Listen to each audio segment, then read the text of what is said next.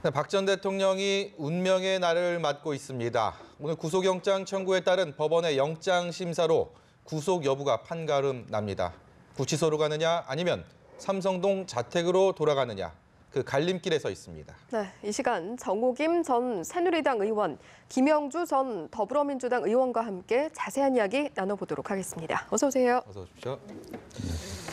지금 두 차례 휴정을 했다라는 소식이 들려왔고 조금 전에 다시 재개가 돼갖고 계속 영장심사 신문이 이어지고 있습니다. 그만큼 치열하게 전개되고 있다 이렇게 봐도 되겠습니까? 네, 그리고 박근혜 전 대통령으로서는 특히 이제 가장 관건이 되고 있는 뇌물죄와 관련해서 인정하지 않고 있는 상황이기 때문에 네. 그 법리 공방이 지금 치열해지고 박 전 대통령께서 뭐 눈물까지 흘렸다 네. 이러한 이야기가 밖으로 나오는 상황인 것 같습니다. 네.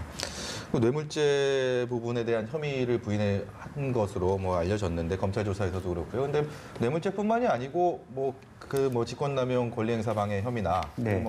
강요 그리고 여러 가지 지금 13개 혐의들 공무상 글쎄요, 비밀서도 조사 분량만 해도 2만 쪽이 넘는다고 하니까 굉장히 방대한 13가지 정도의 굉장히 다양한 혐의가 있고 또 헌재에서 여러 가지 규정해 준 여러 가지 객관적 사실들이 있기 때문에 네. 판사로서는 절차적 정당성을 확보하기 위해서 물어야 될 가지가 굉장히 많을 것 같습니다. 네. 그렇기 때문에 실제로 하나하나에 대해서 지난번 조사받을 때 말하자면 6시간 이상의 어떤 본인의 어떤 자술서의 검토만큼이나 많은 내용이 있기 때문에 지금 하나하나 그야말로 본인이 일관성 있게 답을 해야 된다는 측면에서도 속도가 늦을 수밖에 없는 것이고 예. 또 지난번에 이제 이재용 네. 부회장 때만 해도 거의 19시간 가까운 그런 것에 비추어 본다라면 물론 이제 본인이 말하자면 신문을 그 심사를 받은 시간은 한 7시간에 불과했습니다만은 그렇다면 물리적으로 보더라도 그것보다는 더 많은 시간이 필요하지 않겠느냐는 생각이 듭니다. 예. 사실 박 전 대통령 같은 경우에 계속해서 결백하다라는 주장을 하고 있는데 사실 이런 주장 때문에 또 증거인멸 우려가 있어서 영장을 청구했다라는 그런 검찰의 입장도 있지 않았습니까?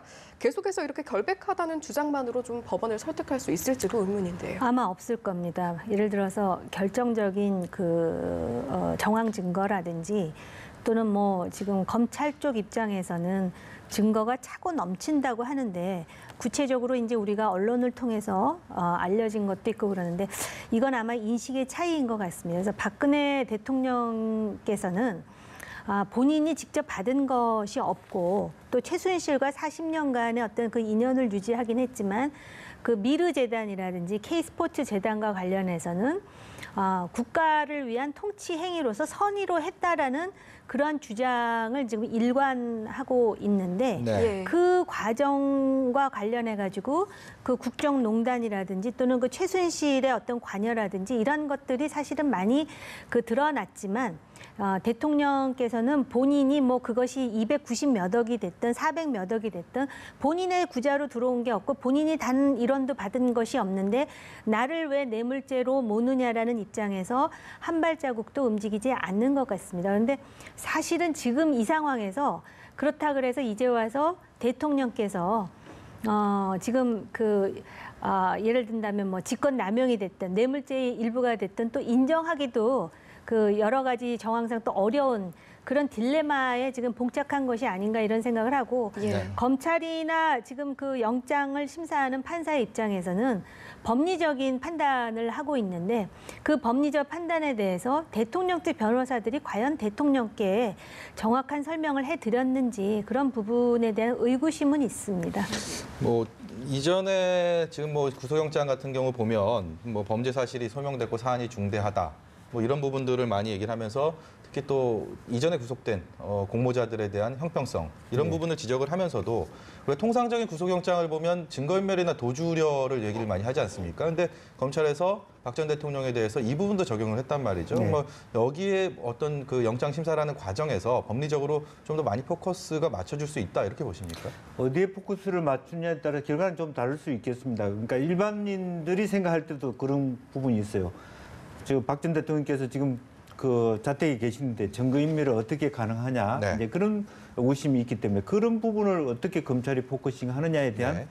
좀 허술한 거 아니냐는 생각이 드는데 또 한편으로는 댁에 계시면서도 왔다 갔다 하는 전 어떤 경호실의 어떤 뭐 그 분들이 왔다 갔다 하시기 때문에 뭐 실제적으로 그런 증거 인멸의 가능성도 있다 이런 측근들을 주장도 또 통해서 뭐 있는 허위 거죠. 진술을 유도할 수 있다 유도할 이런 수 부분들을 있다든지 지적을 또 어디에 했더라고요. 숨겨놓은 걸 할 수 있다 이런 얘기도 또 나오고 있습니다. 그러나 어쨌든 증거인멸의 부분은 솔직히 얘기하면 그렇게 정당성이 많은 부분도 아니라고 보여지고 또 한편으로 뇌물죄 부분에 있어서도 박 전 대통령이 얘기하듯이 내가 직접적으로 돈 받은 게 없지 않느냐라고 하는 것에 대해서는 최순실과의 박 전 대통령과의 확실한 어떤 금전적 거래 관계의 말하는 삼각적 연결고리를 정확하게 설명하는 이제 그런 업무가 있기 때문에 그동안 그렇게 간단한 일은 이른바 아니라고 경제 생각되는 공동체를 거죠. 입증을 해야 되는데 그 네. 부분이 이게 쉽지 않다 이런 예, 말씀이시네요. 그래서 실제적으로 조금 더 보강된 확실한 자료를 갖고 하지 않으면 실제로 법원의 어떤 영장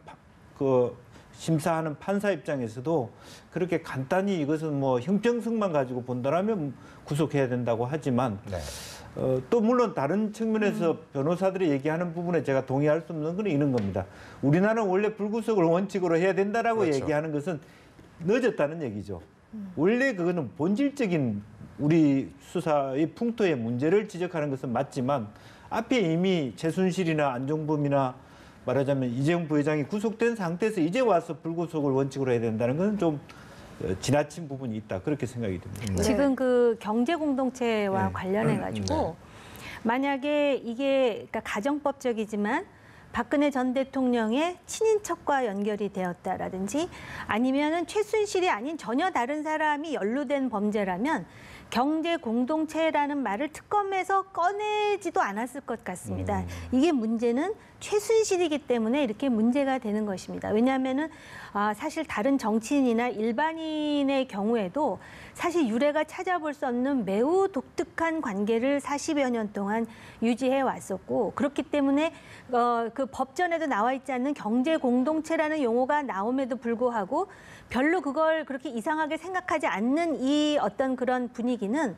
어떻게 보면은 박근혜 전 대통령께서 자초하신 게 아닌가 이런 생각이 들고요. 저는 사실 법 전문가는 아니라서 모르겠지만 대통령께서 무슨 그 삼성동에 연금돼 있는 상태에서 무슨 도주나 그런 그 우려가 있겠습니까? 근데 법적으로 보면 일단 이게 뇌물죄가 성립이 되면 형량이 커지기 때문에 그렇죠. 자연적으로 그 도주 우려라는 그러니까 도주를 한다는 게 아니라 도주의 우려라는 것이고요.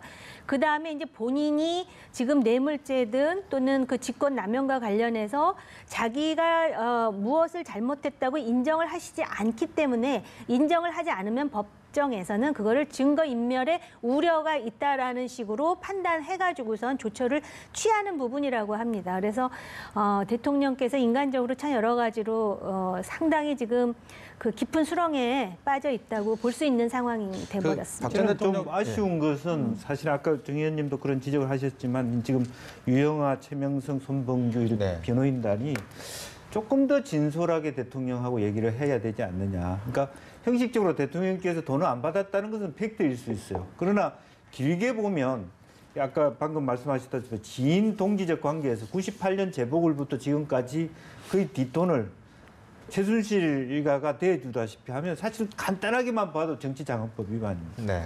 수사를 거기까지 했는지 안 했는지는 모르지. 그렇기 때문에 본인이 지금까지 안 받았다라고 하는 것만 가지고는 사실은 이 문제를 검찰과 판사로부터 말할 결백성을 주장할 수 없다는 얘기를 좀 진언을 변호인단이 대통령께 들었어야 되지 않느냐 그런 생각이 들어요. 예. 정치자금법 위반 혐의는 적용이 안 됐으니까 뭐 그 부분까지 수사는 안 된 것 저는 같고. 개인적으로 제 생각인데요. 박근혜 전 대통령이 단 한 푼도 안 받았을 거라고 저는 생각을 합니다. 그런데 그 구도상 볼 때 본인은 안 받았지만 그 자체가 지금 최순실의 그동안의 농단이라든지 여러 가지 과정으로 볼 때 그 직권남용 뇌물, 뭐 공무상 기밀 이런 것들에 대한 법적 적용은 가능한 것이 법의 현실인데 대통령께서 아직 그 부분에 대해서 인식을 못하고 계신 게 아닌가 이런 안타까운 생각은 있습니다. 결국 직접 돈은 안 받았어도 사저 매입이나 또 의상비 대납 뭐 이런 부분들을 하나의 그런 증거로 볼 수 있다. 뭐 이렇게 해석을 할 수 있겠네요. 예. 사실 오늘 오전에 좀 박 전 대통령이 어떤 입장 표명을 하지 않을까 이런 부분도 주목을 받았었는데 조금은 굳은 표정으로 좀 침묵한 채 들어갔습니다.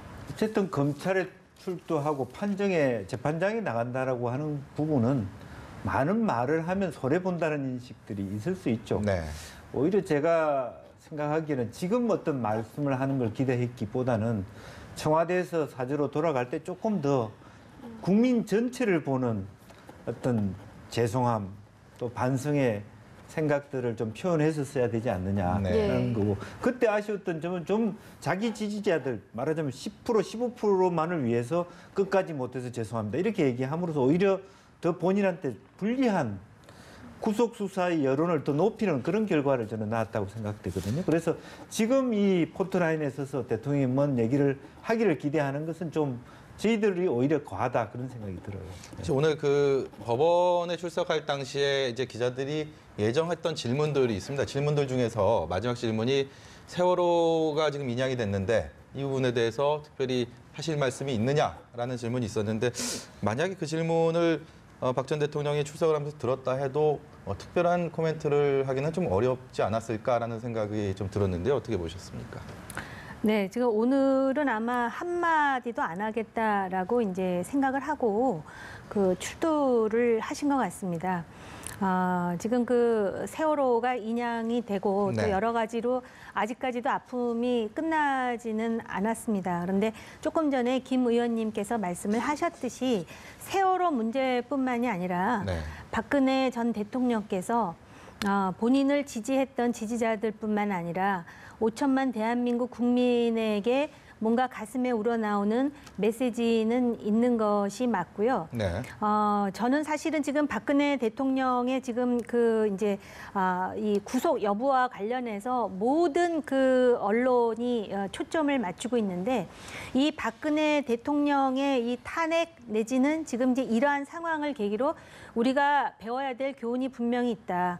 그중 하나가 바로 지금 조금 전에 김 의원님께서 말씀하셨듯이 본인의 지지자만 향하는 정치인으로서는 대한민국의 커다란 국정 운영이 매우 힘들 뿐만 아니라 이것 자체가 불행을 초래할 수도 있다. 그래서 앞으로 누가 대통령이 됐든 간에 자기를 지지하는 사람들뿐만 아니라 자기에 대해서 문제를 제기하고 비판을 하는 국민의 목소리도 경청하면서 그 부분에 대해서 관심을 기울일 수 있는 그 포용의 그런 리더십이 돼야만 그 정치인으로서 살아날 수 있고 대한민국의 미래를 위해서도 매우 중요하다라는 교훈이 바로 그거라고 생각을 합니다. 네. 세월호 관련해서는 아마 대통령께서 더 말씀을 드리기 곤란할 거예요. 어쨌든 여러 가지 청문회나 조사 과정에서도 7시간을 명확하게 해결해 주지는 못했거든요. 네. 청와대 측 발언이. 그리고 예. 본인에게도 여러 가지 어떤 이유가 있는지 사실은 아직도 브랭크로 남아있단 말입니다. 네. 그래서 뭐 마음으로야 그 유가족에게 깊은 그 사죄의 말씀을 드린다는 말씀을 해야 되겠지만 뭐 더 많은 부분에 있어서 더 말을 할 수 있는 여건이 안 되지 않을까. 네. 예. 그런가 하면 오전 중에 박 전 대통령이 자택에서 동생인 박지만 회장을 만났습니다. 아무래도 좀 구속 수감을 대비한 염두에 둔 만남이 아니냐 이런 해석도 있더라고요.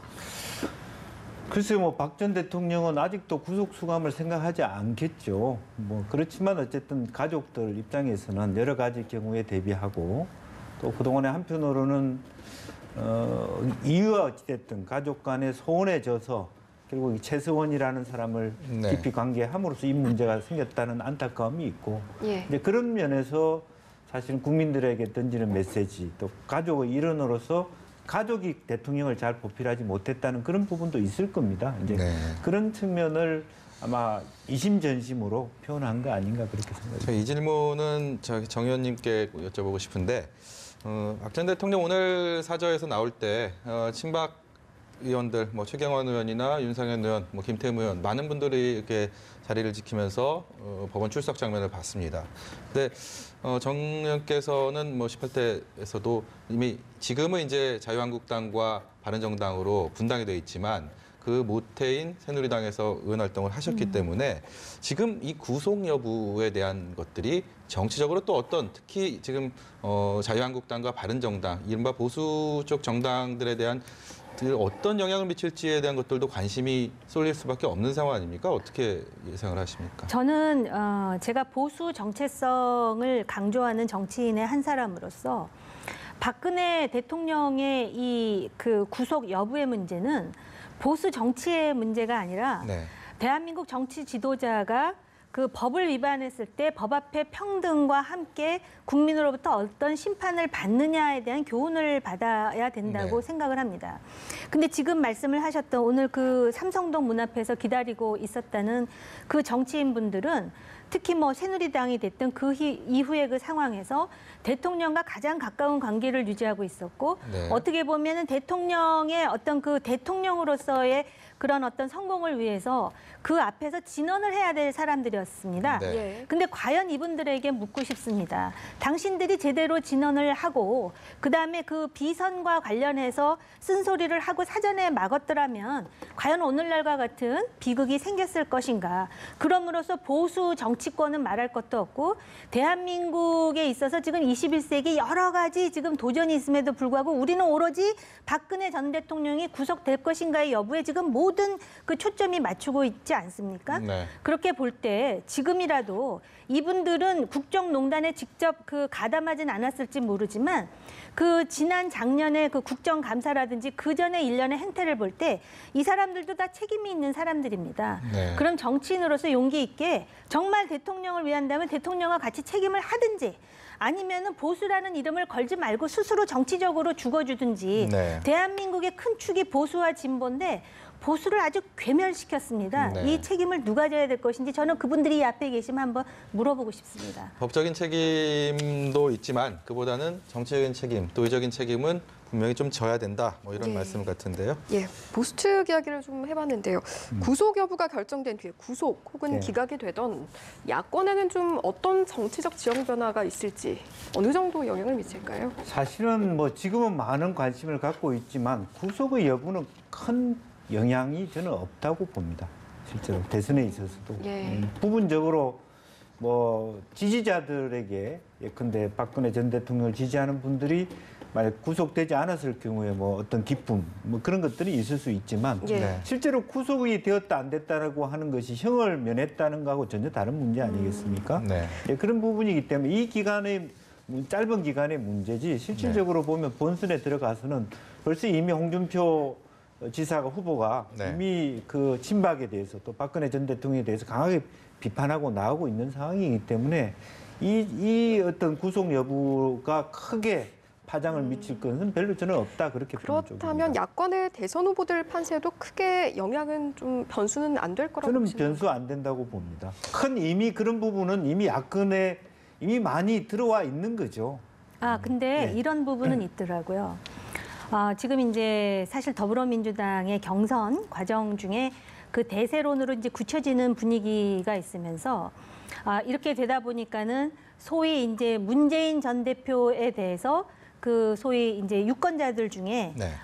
반문적 성향을 갖거나 비문적 성향을 갖는 사람들 사이에 대세론에 대한 위기감이 작동하는가라는 생각이 드는 부분이 뭐냐면 여론조사를 해보면 문재인 전 대표 다음에 안희정 지사였거든요. 네. 예. 그런데 안철수 전 대표가 지금 그 두 자릿수 2등으로 부상한다라고 하는 것은 그 대세론에 대한 위기감이 분명히 있는 것이고 또 지금 이 소위 박근혜 대통령이 구속이 되든 구속이 되지 않든 이러한 일련의 상황은 그 보수 후보에 대해서는 굉장히 불리하게 작동하면서 과연 이것이 그 소위 비문 진영의 후보 단일화에 어떤 영향을 줄 것인지 물론 거기에도 많은 변수가 있고 개인의 정치적 이해가 있기 때문에 저는 그렇게 비문 진영의 후보 단일화가 쉽게 이루어질 것이라고 생각은 하지 않지만 네. 예. 유권자들 사이에서는 그러한 정서가 여론조사에 지금 반영이 반영되고 되고 있다 이렇게 생각이 예. 듭니다. 단일화 이야기가 나와서 말인데 또 바른정당 대선 후보인 유승민 의원이 단일화의 전제 조건으로 인적 청산을 내세우지 않았습니까?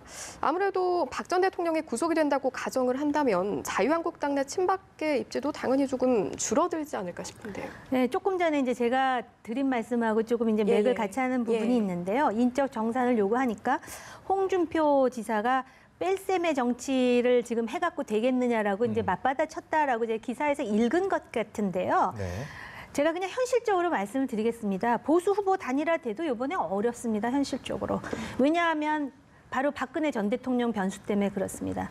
그래서 만약에 이 이제 선거 전략적으로 저쪽의 대세론을 이기기 위해서는 나머지가 전부 합쳐야 되는데 과연 화학적으로 그 합치는 것이 맞겠는가? 그리고 이제 합치고 싶어도 과연 어떤 명분으로 합칠 것인가? 국민의당의 그 소위 경선 주자까지 합해서 네. 이러한 여러 가지 딜레마들 때문에 상당히 고민하고 있으리라 생각을 합니다. 글쎄요. 그 딜레마가 이제 그야말로 다 합쳐져야 되는데 자유한국당 입장에서는 바른정당을 존재 자체를 인정하지 않는 분위기예요. 말하자면 유승민 의원이든 김무성 의원이 누가 뭐 어떤 뭐 청산을 해야 된다 말아야 된다는 그 자체에 아마 솔직히 내심으로는 자유한국당에서는 친박이든 아니든 굳이 내가 거기에 대해서 답을 해야 될 이유가 뭐가 있냐 이런 정도의 입장을 가진다는 것이 딜레마이고 그럼에도 불구하고 정말로 대선에서 말하자면 이끌어가기 위해서는 안 합칠 수 없다는 것도 바로 그 자체가 딜레마라는 얘기죠. 마지막으로 두 분께 동시에